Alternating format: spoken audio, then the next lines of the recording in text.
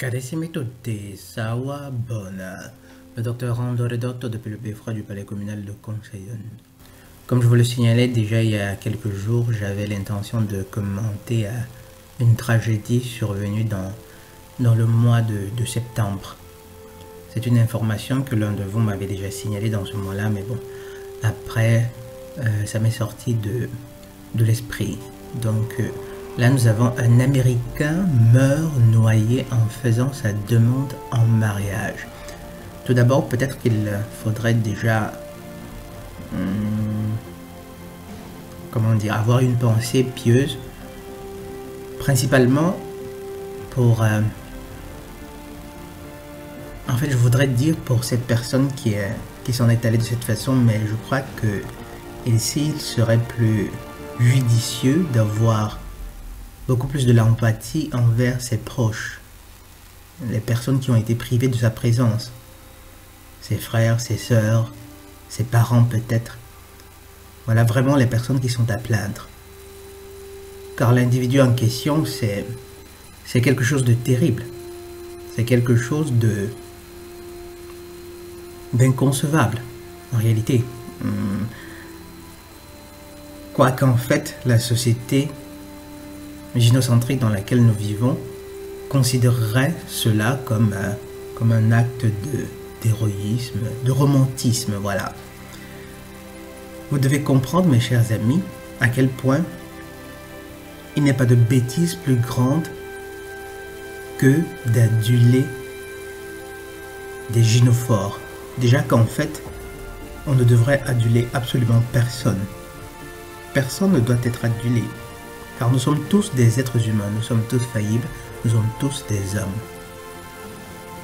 Et bien entendu, ce raisonnement vaut pour l'individu moyen, pour le croyant comme pour le non-croyant. En particulier, même quelque part, peut-être même aussi les croyants qui quelquefois se laissent aller à ces démonstrations d'amour qui sont littéralement adulatoires à l'égard de leur guide, on peut dire comme ça, les prêtres, le pape, les imams, les rabbis, etc. Bref, cet homme a perdu la vie, il a perdu littéralement la vie, simplement parce qu'il voulait faire une demande de mariage de façon romantique. De façon romantique, un poison, le romantisme qui a été insufflé dans les esprits de générations et de générations d'êtres humains. Même si à la base, le romantisme, c'est quelque chose de diamétralement opposé, de quelque chose de complètement différent de ce qu'on décrit aujourd'hui comme étant du romantisme. Pratiquement, ça signifie simplement aujourd'hui l'adoration, le culte d'Astarté, vous vous rappelez, le culte d'Astarté, l'adoration, l'adulation des gynophores. Et voilà cet individu, pour démontrer à quel point il est romantique, à quel point il l'aime, comme s'il était besoin de recourir à de tels extrêmes pour démontrer son amour à l'égard d'une personne.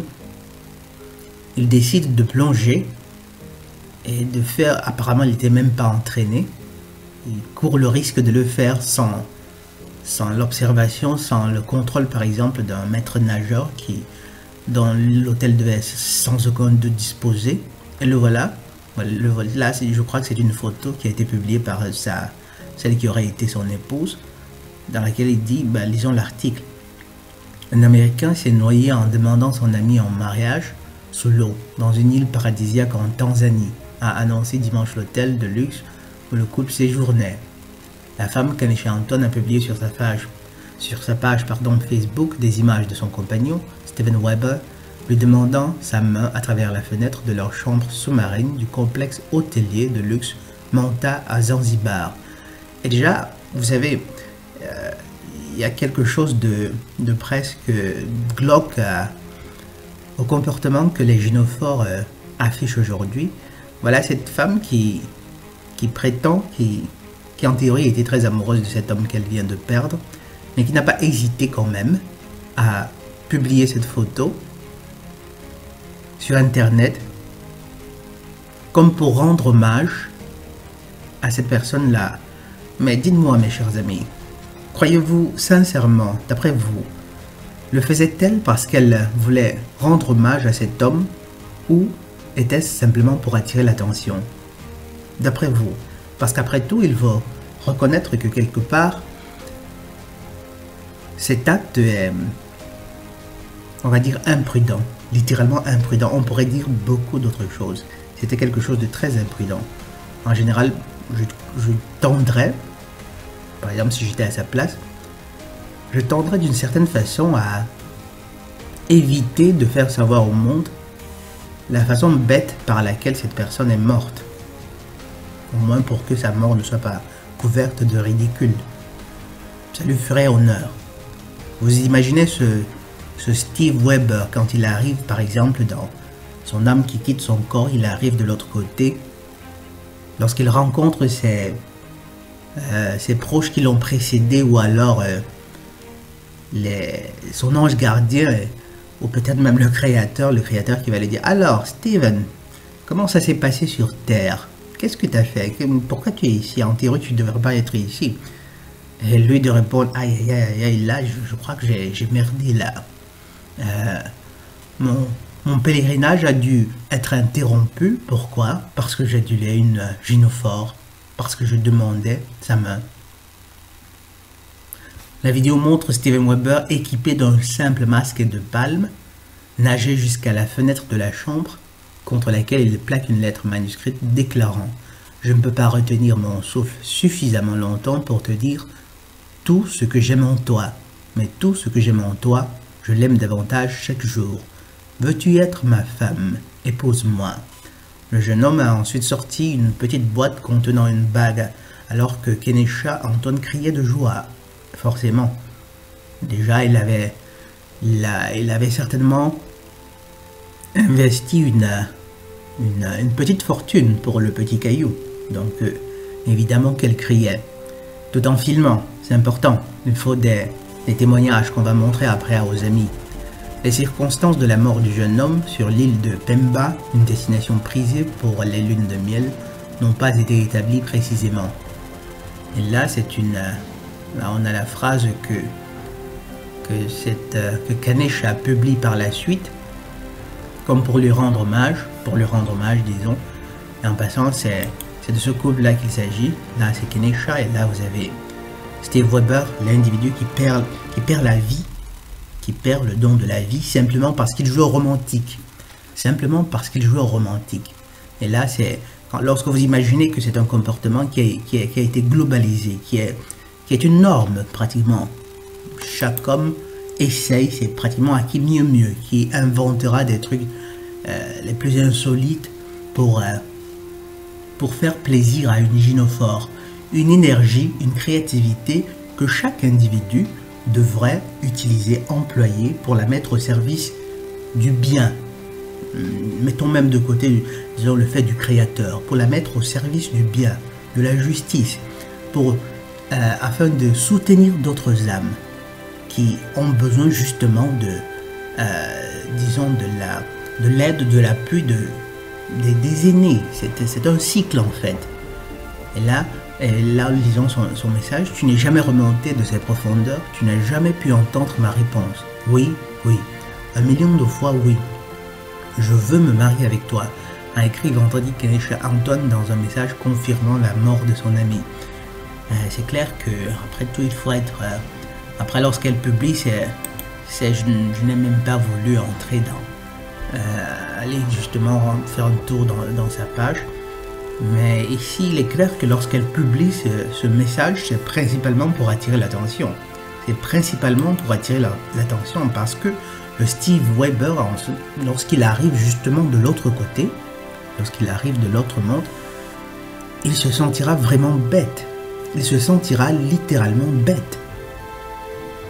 Il se sentira littéralement, c'est vraiment ridicule que de perdre la vie de cette façon. Et son message continue, le connaissant toujours prêt à faire des blagues de mauvais goût, il est probablement en train de faire rire quelqu'un avec une histoire sur la manière dont il a royalement bousillé cette demande et est mort en étant extra. Non, non, non, Il n'est pas en train de faire des blagues, ma chère. Mais alors pas du tout. Il est de l'autre côté, probablement en train de se remettre, tout couvert de honte. Littéralement tout couvert d'une gêne. En fait, une gêne que, pas parce que des personnes sont en train de le juger ou en train de lui dire, mais simplement parce que sa propre conscience lui fait voir à quel point justement cet acte était simplement ridicule. Lorsque, à côté de ça, vous ajoutez le fait que, avec la lucidité que vous réacquérez une fois que vous êtes sorti de votre enveloppe charnelle, en plus de cela, il va se rendre compte qu'en fait, l'amour de cette gynophore-là n'était même pas autant pur qu'elle le prétendait. Qu'en fait, ce n'était même pas vraiment, c'était simplement de l'affection. Ça n'avait rien à voir avec ce que lui, il éprouvait à son égard. Ensuite, l'article continue. Le président de Manta, Mathieu Saus, a confirmé dimanche dans un mail à l'AFP qu'un client s'est noyé tragiquement en faisant de la plongée tout seul en dehors de la chambre sous-marine jeudi. La police locale de Zanzibar enquête actuellement sur cet accident, a-t-il précisé. Et là, c'est une autre information intéressante que j'ai surlignée. Le couple séjournait dans la chambre sous-marine de l'hôtel, une structure flottante à 1700 $ la nuit. Vous rendez-vous compte, mes chers amis?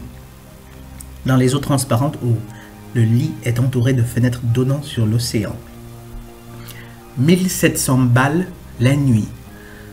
Évidemment, bon, en tant que, on va dire que en tant que, comme moyen, n'appartenant pas à l'élite, à ce 1% pour qui 1700 € correspondrait pratiquement à, comment dire, sur échelle à 17 centimes dans l'esprit des hommes communs, des communs des mortels que nous sommes. Mais je crois que quelque part même pour les plus riches, une telle somme, pour une nuit d'hôtel, ça reste quand même une grosse somme. Là, on va dire 1700 $ pour chaque nuit, simplement parce qu'il voulait être romantique. Simplement parce qu'il voulait être romantique. En plus de cela, il en est arrivé à perdre la vie, à perdre littéralement la vie. Quelle est la morale de l'histoire quelle est la morale de cette histoire, mes chers amis?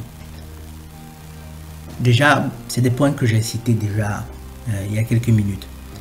On ne devrait adorer, on ne devrait aduler personne. Mais alors, personne du tout. Nous sommes tous des êtres humains, nous sommes tous faibles.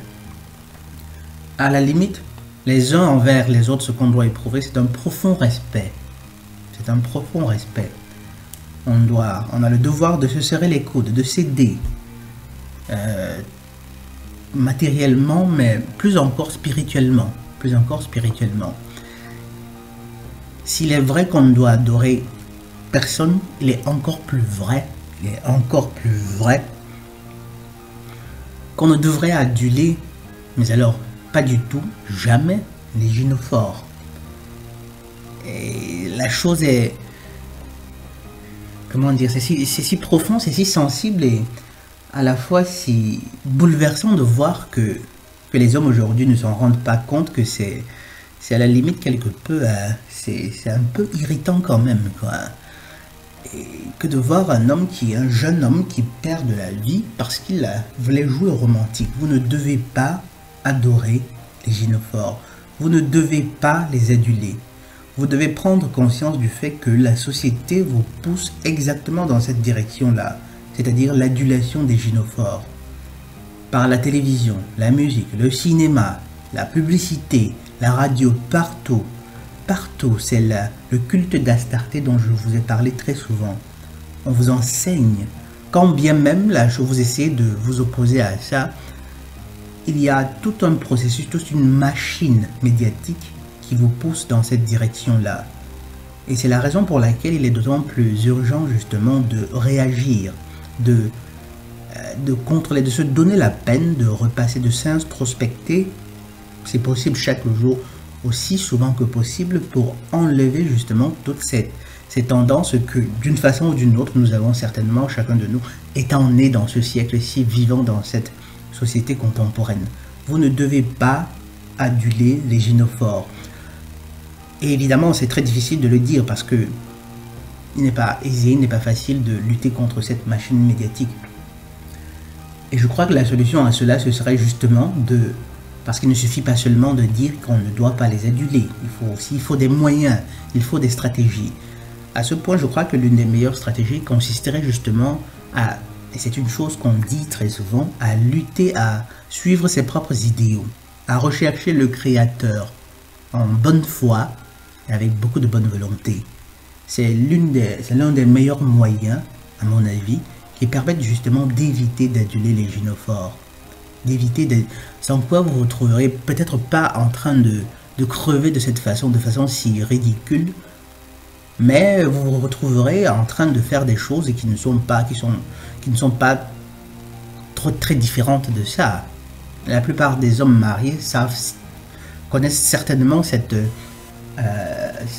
sensation que vous avez lorsque vous avez en face de vous une personne qu'il est pratiquement impossible de contenter. Vous devez en inventer de trucs, de stratégies chaque jour pour pouvoir lui donner sa petite dose cette petite caresse à l'ego qu'elle aime bien.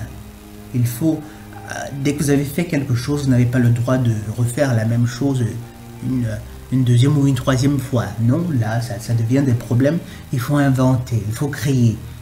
Et ça, c'est à côté de l'énergie qu'il doit déjà dépenser pour prendre soin de son ménage. C'est carrément une énergie extra qu'il aurait utilisée justement pour reprendre des forces, peut-être pour dédier du temps à sa progéniture, plus de temps, plus que c'est la progéniture qui en réalité devrait avoir la première place. Mais il y a toujours il y a la gynophore qui veut être au centre de l'attention, qui veut absolument que cette énergie extra dont le mari ne possède même pas toujours, elle veut absolument qu'elle soit dédiée, elle veut être au centre de l'attention, elle veut que vous soyez romantique, elle veut que vous l'aduliez. Vous devez rigoureusement, mes chers amis, éviter de faire cela. Vous devez rigoureusement éviter de faire cela. Le docteur Rando Redotto depuis le beffroi du palais communal de Conseillon. Sawa Bona.